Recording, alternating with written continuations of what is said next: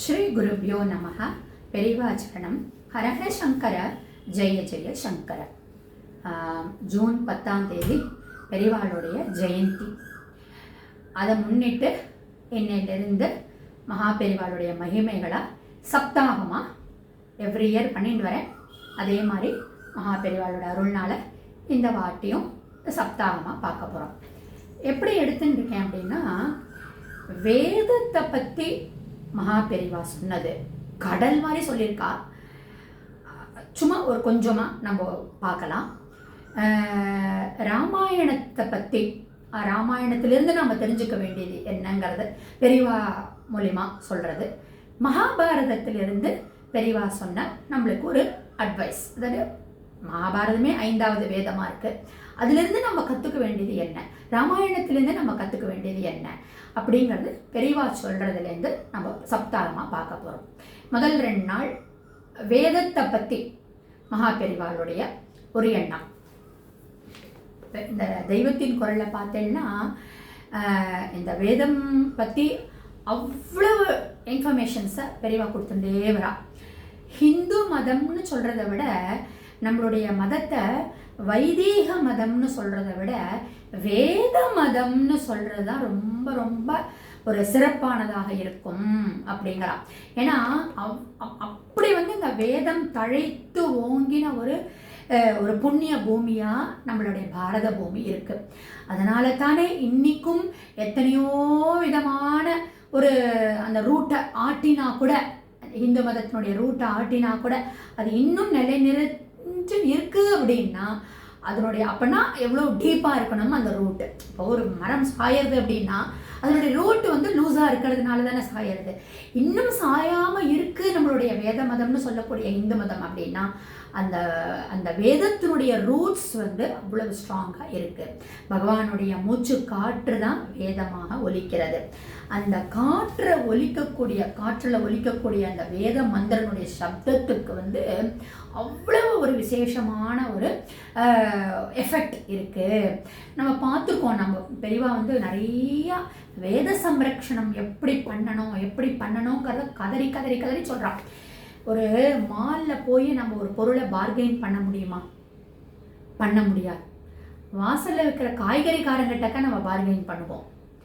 வாத்துக்கு வர சாஸ்திரிகள் மாமாக்கு, ஆத்து சாஸ்திரிகளுக்கு பேரம் பண்ணுவோம். எப்படி வாங்கிட்டு போயிட்டாளேவா, என்ன புண்ணியம் பண்ணினோம்னா நம்ம அந்த மாதிரி சாஸ்திரிகளை நம்ம வீட்டுக்கு வர வச்சு வேத சப்தங்களை காதில் வாங்கிக்கிறோம். அதுக்குரிய சன்மானத்தை கொடுக்கறதுல ஏன் நம்ம கை சுடுங்கிறது அப்படின்னு புலம்புறான். வேத சம்ரக்ஷணம் ரொம்ப பண்ணணும் அப்படின்னு சொல்லிட்டு வேதத்தில் சொல்லப்பட்டிருக்கக்கூடிய நிறைய அம்சங்களை, குளம் வெட்டுறதாக இருக்கட்டும், பிரேத சம்ஸ்காரமாக இருக்கட்டும், அநாத பிரேத சம்ஸ்காரமாக இருக்கட்டும், ஏழைகளுக்கு உதவர்களாக இருக்கட்டும், தான தர்மம் பண்ணுறதாக இருக்கட்டும், அவ்வளவு பேசிகிட்டே இருக்கா பெரிவா. என்ன பெரிவா ரொம்ப ஹைலைட்டுன்னா சொல்கிறது என்னென்னா, நானே என்னை பற்றி சொல்லிட்டு இருந்தோம்னா அது ஒரு பெரிய விஷயம் கிடையாது. பிரத்யார் அதர்ஸ் இதை பற்றி பேசுகிற போச்சு தான் இது எவ்வளோ உயர்ந்தது அப்படிங்கிறது நம்மளுக்கு தெரியும் அப்படின்னு சொல்லிட்டுன்னு, எப்படி ஃபாரின் ரிசர்ச்சர்ஸ் எல்லாம் அப்படி ஆராய்ச்சி பண்ணி இந்த வேதத்தினுடைய ரகசியத்தை அறிஞ்சிக்க முடியாமல் அவ்வளவு டீப்பாக இருக்கேன்னு சொல்லி அதிசயப்பட்டு போகிறா.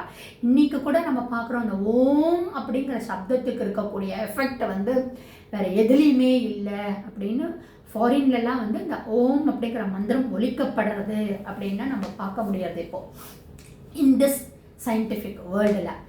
அப்போது பெரிவா சொல்கிறேன் போச்சு, ஒரு ஜாப்பனீஸ் ஒரு ரிசர்ச்சர், அவர் ஆராய்ந்த ஒரு முக்கியமான ஒரு இன்வென்ஷன் சொல்ல முடியாது, ஒரு ஸ்பெஷாலிட்டி ஆஃப் அவர் வேத மதம், அதை பற்றி பெரிவா டிஸ்கஸ் பண்ணுறா. ஒசோமாட்டா அப்படிங்கிற ஒரு ரிசர்ச்சர்ஸ் அந்த ரிசர்ச் பண்ணினதில் அவர் அல்டிமேட்டாக அவர் என்ன சொல்கிறார் அப்படின்னா, இந்த வேத மந்திரங்கள், இந்த வேதம் சார்ந்து இருக்கக்கூடிய ஸ்லோகங்களுக்கு ஒரு பரவசம் ஏற்படுறது, அதை கேட்குற போச்சு ஒரு மன நிம்மதி ஏற்படுறது. அதனால தான் யுகாந்தரமாக இருந்தாலும் அழியாமல் இருக்கு அப்படின்னா, அந்த ரிசர்ச்சர் சொல்கிறார், ஒரு பொருள் ஒரு யுகாந்தரமாக அழியாமல் இருக்கு அப்படின்னா எவ்வளவு சக்தி அதுக்கு இருக்கணும். அந்த அறிவின் தேடல்னால அதை நம்மளால புரிஞ்சுக்கிறதுக்கு முடியவே முடியாது. இட் இஸ் பியாண்ட் அவர் என்ன சொல்கிறது, பிரெயினி எஃபர்ட்ஸ் அப்படின்னு இந்த சயின்டிஸ்ட் சொல்கிறாராம். ஸோ அந்த ரிசர்ச் பண்ணினதில் ஒரு முக்கியமான ஒரு பாயிண்ட்டை வந்து பெரியவா இங்கே சொல்கிறான். நம்மளுடைய வாழ்க்கைக்கு வந்து ஒரு ஆதாரமாக இருக்கக்கூடியது பஞ்சபூதங்கள்னு சொல்கிறோம் இல்லையா? அந்த பஞ்சபூதங்களில் நீர் வந்து ரொம்ப ஒரு முக்கியமான ஒரு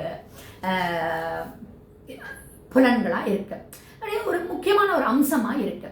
ஏன்னா நம்மளுடைய பாரத பூமி விவசாயம் சார்ந்த பூமி இல்லையா? மழையை நம்பி தான் நம்மளுடைய நாடே இருக்கு. மழை இல்லைன்னா எதுவுமே இல்லை, நீர் இல்லைன்னா எதுவுமே அமையாது வையம் அப்படின்னு சொல்லிட்டு போயிருக்கா நம்மளுடைய மூதாதையர்கள். அப்படிப்பட்ட அந்த நீரினுடைய ஆதாரம் எப்படி இந்த வேத மந்திரத்தோட ரிலேட் ஆகுதுன்னு அந்த சயின்டிஸ்ட் எக்ஸ்பிளைன் பண்ணுற, அதை பெரியவா சொல்கிறா. நாளை தொடர்ந்து நம்ம பார்க்கலாம்.